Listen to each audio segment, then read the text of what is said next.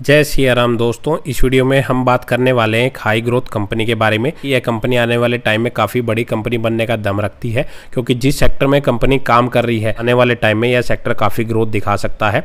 अगर पूरा का पूरा सेक्टर ग्रोथ दिखाएगा तो यह कंपनी भी काफ़ी अच्छी ग्रोथ दिखा सकती है। कंपनी के बिजनेस को हम डिटेल में स्टडी करेंगे, उसके फाइनेंशियल्स भी देखेंगे, कंपनी के आने वाले टाइम में बिजनेस कैसे ग्रो कर सकता है वो भी हम डिटेल में स्टडी करेंगे। तो काफ़ी इंपॉर्टेंट ये वीडियो होने वाली है, तो लास्ट तक वीडियो को जरूर देखिएगा।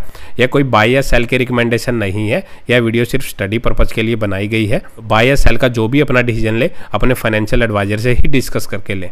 तो कंपनी के शेयर होल्डिंग पैटर्न्स की सबसे पहले बात कर लेते हैं। अगर सितंबर क्वार्टर को दिसंबर क्वार्टर से कंपेयर करें तो प्रमोटर्स ने यहाँ पे जरूर अपना थोड़ा सा स्टेक घटाया है, लेकिन एफआई और डीआईस की बात करें तो उन्होंने लगभग 1.5% से अपना जो स्टेक है इसमें इंक्रीज किया है।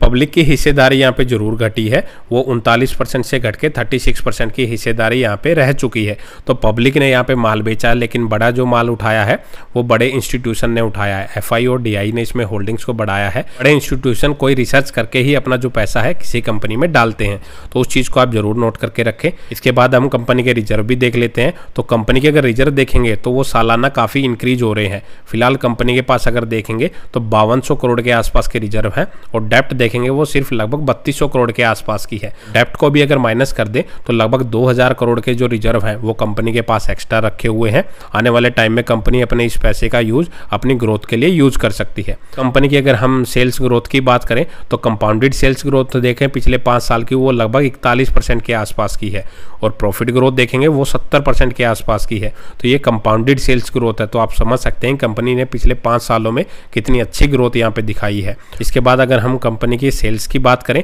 तो कंपनी की सेल्स अगर आप देखेंगे 2015 से अगर देखेंगे तो वो लगातार बढ़ती ही जा रही है। साल दर साल कंपनी अपनी जो सेल्स है वो बढ़ाती हुई नजर आ रही है।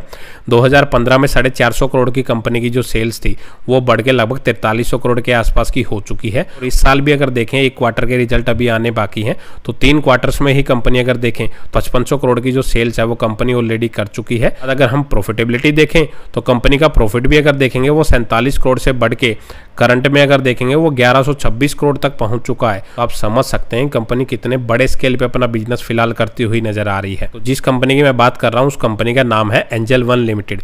कंपनी का मेनली जो बिजनेस अगर देखें, यह एक स्टॉक ब्रोकिंग कंपनी है और सेबी द्वारा रजिस्टर्ड कंपनी है। अगर आपका भी एंजल वन के थ्रू डीमैट अकाउंट ओपन है तो आप कंपनी के बिजनेस को भली भांति जानते भी होंगे। कंपनी की ऐप के थ्रू आप स्टॉक्स को परचेज कर सकते हैं, म्यूचुअल फंड की परचेजिंग कर सकते हैं, या फिर कमोडिटी में भी ट्रेडिंग कर सकते हैं। देख लेते हैं कि आने वाले टाइम में कंपनी का क्या फ्यूचर है। अगर बेसिकली अगर हम बात करें 2019 में अगर देखें तो इंडिया में टोटल जो डीमैट अकाउंट थे वो लगभग 40 मिलियन के आसपास थे, जो अब 2024 में बढ़ के 180 मिलियन के आसपास हो चुके हैं। मतलब अगर देखें टोटल फिलहाल लगभग 18 करोड़ के आसपास जो डीमैट अकाउंट अवेलेबल है। और इंडिया की पॉपुलेशन अगर आपको देखेंगे 2024 के अकॉर्डिंग अगर देखें तो लगभग 140 करोड़ से ज़्यादा की जो पॉपुलेशन है वो इंडिया की हो चुकी है। तो अगर पॉपुलेशन के कंपैरिजन में भी देखें तो 12 से 13% ही अभी फिलहाल डीमैट अकाउंट ओपन हुए हैं लोगों के।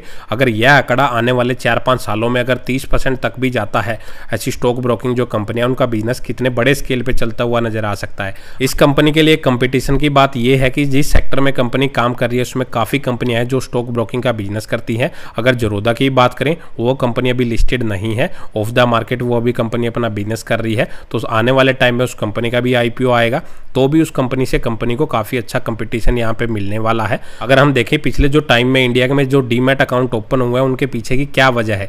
एक तो जो आईपीओ भी लगातार आ रहे हैं, काफी अच्छे रिटर्न दिए हैं, उनके लिए भी लोगों ने अपने डीमैट अकाउंट खोले हैं। मार्केट ने पिछले 2-3 सालों में काफी अच्छे रिटर्न बना के दिए हैं। बस ये है कि हर एक बंदे के पास स्मार्टफोन अवेलेबल है और इजीली वो डीमैट अकाउंट को ओपन कर सकते हैं। उसकी वजह से भी नंबर ऑफ डीमैट अकाउंट वो यहाँ पे ज्यादा खुलते हुए नजर आ रहे हैं। और पिछले 5 सालों में अगर देखें तो डीमैट अकाउंट ओपनिंग में काफी ज्यादा ग्रोथ आई है, जैसा कि मैंने अभी ऊपर भी बताया था।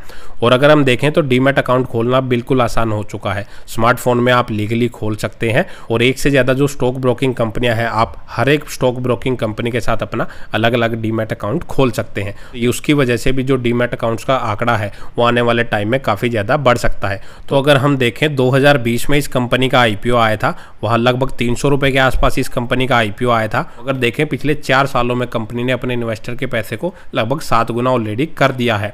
और आने वाले टाइम में जैसे जैसे लोग स्टॉक मार्केट में एंटर होते जाएंगे, जैसे डीमैट अकाउंट का आंकड़ा बढ़ता जाएगा, जो बेनिफिट होगा जो स्टॉक ब्रोकिंग वाली जो कंपनियां हैं वो उनको ही होने वाला है। तो आप इस कंपनी के बारे में स्टडी कर सकते हैं। आपको यह कंपनी कैसी लगती है कमेंट करके जरूर बताइएगा। तो इस वीडियो में इतना ही। अगर आपको वीडियो अच्छी लगी तो वीडियो को लाइक करें और चैनल को सब्सक्राइब करना ना भूलें। जय सिया राम।